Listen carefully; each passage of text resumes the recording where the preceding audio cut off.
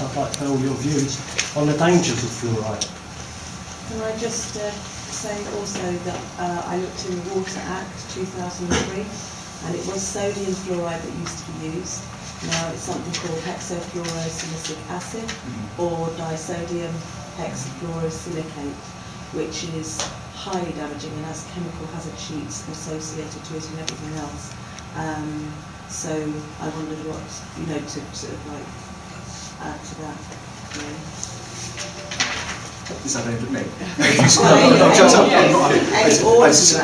As it is a criminal offence to supply water that's unfit for human consumption. Yes, that's dictated by the standards, by the regulations. So statute says. Well, as the statute says, wholesomeness is defined by reference to prescribed concentrations of various microbiological, chemical and physical parameters.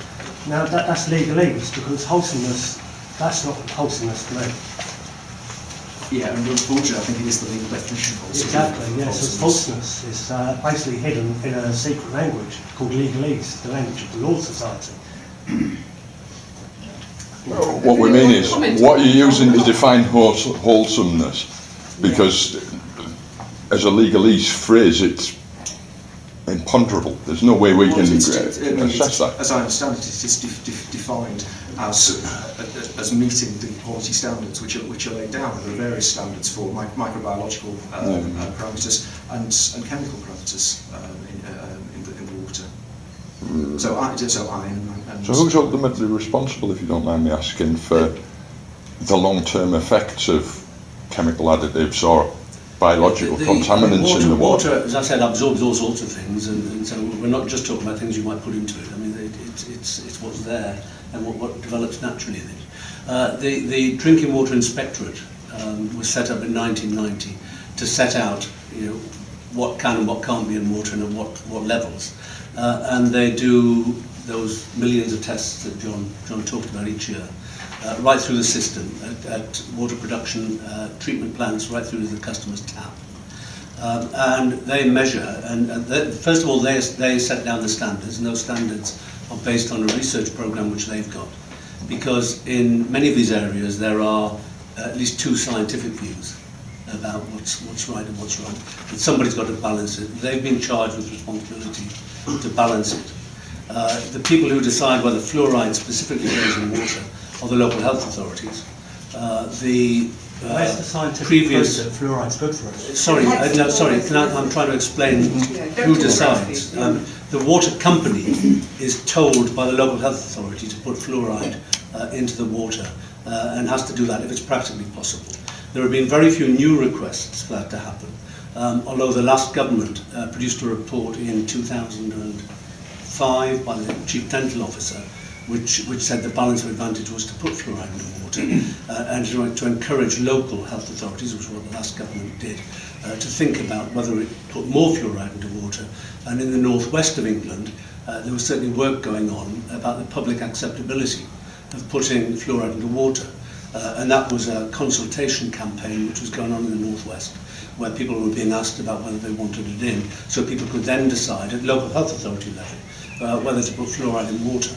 Now, that's the position. The issue about is it safe and what the science is for the Drinking Water Inspectorate to make sure, and the food standards, there are other authorities involved, principally DWI, to decide is it safe or not to put into water. Do the risks, which are long-term, and I've seen the research, 60% of the United States has got fluoride in its water, put in at source. Much of that's now been done for many decades. There is a very large body of evidence about potential long-term effects of fluoridization in water. Fluoride, not hexafluorosilicic acid. And it may or may not be different. I'm a mathematician. I'm sorry, can I just finish, because I was just sort of saying something. The 2003 Act changes what type of fluoride goes in. It's a byproduct of phosphate fertilisers. It's used to clean chimneys. I've got a chemical hazard sheet here. You put hexafluorosilicic acid into your search engine or disodium hexafluorosilicate, then you will find that it is positively damaging to health. It's actually official chemical hazard sheets. It should not be used for consumption. It says that if you ingest any of it, you must drink lots of water and seek immediate medical attention. So 1 gram, and it stays in your body as well. It's a build-up thing. It damages the brain. It's a neurotoxin. I was a staff nurse myself and I worked in neurology. So I have a lot of information about this sort of thing along with other things as well. There is no long-term study of hexafluorosilicate acid in the body. It's sodium fluoride. I think we're going to call that this part of the discussion today in order to dominate the whole evening, but no doubt there'll be opportunities to chat over the meal if you want to. If anybody would like some information on fluoride, it's got leaflets. Well, first Nico here and then you, all right? Okay. I'm a general practitioner in Weardale, and to my knowledge we are not fluoridated and never have been. And obviously there has been the campaign to prevent it. Now, in comparison to that, I understand that in the Hartlepool area the natural fluoride levels are reasonably high, and in Newcastle I believe it's added. Now, I've always felt that our children particularly have suffered from dental decay due to the lack of fluoridation. Now, my statement really is, the question is that I feel that fluoridization should be governed really at a national level rather than a local level if it's to take place. So I disagree, of course, with yourselves, but I believe it should go into water, and I think it should be a national rather than a postcode lottery type of situation. Linked to that, I just question, and this may be my ignorance of chemistry, but fluorine and chlorine are related perhaps to a certain extent. Can fluorine be used as a sterilizer instead of chlorine, and thereby introduce fluoride into the water and give us two benefits? It's got different oxidation capacities, so its disinfection capacity wouldn't be the same. And we also need to bear in mind we need to maintain the residual in distribution would be limited in that respect as well. Right, first you and then you, all right? Yeah, well, the issue of mass fluoridation of water takes away the individual choice of each person to decide whether they want this so-called medicine in their water or not, which is what you class as forced medication. It's not a medicine, it's poison. But to ask a simple question, if you're going to put something medicinal in the water, why not use known vitamins and minerals which are genuinely good for us instead of something which is so controversial and actually is a poison? Why not put minerals and vitamins in instead of chemical byproducts? It was used on Gulag prisoners in the Nazi concentration camps as well. I think it all depends what you want to achieve, and the people who putting fluoride in were trying to relieve the amount of dental decay that Nick, our GP from Weardale, was trying to. Okay, can we? But the cumulative effect causes skeletal fluorosis, brittle bone syndrome, And you know? patches in rats' brains like Alzheimer's and Alzheimer's. Well, dementia. an awful lot of things do things to rats, I have to say, and they don't seem to happen in humans. Can we pass on to you at back?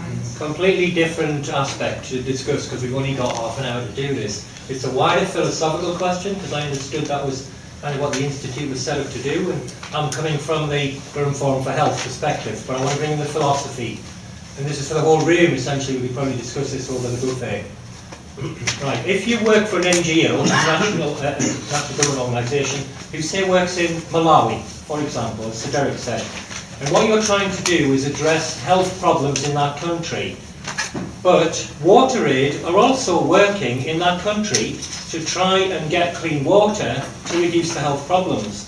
So wouldn't the NGOs be better off working in tandem with the likes of WaterAid through the World Health Organization and say, if we can get the water sorted out, because you know about health economics, because you're a mathematician, right? And that's what your report was talking about.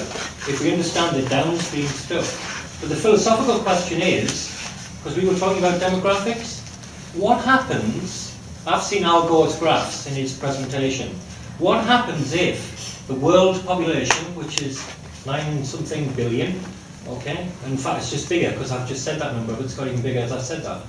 What happens if those, which Dr. Bridgman said, all of those kids who are dying don't die and they survive into adulthood?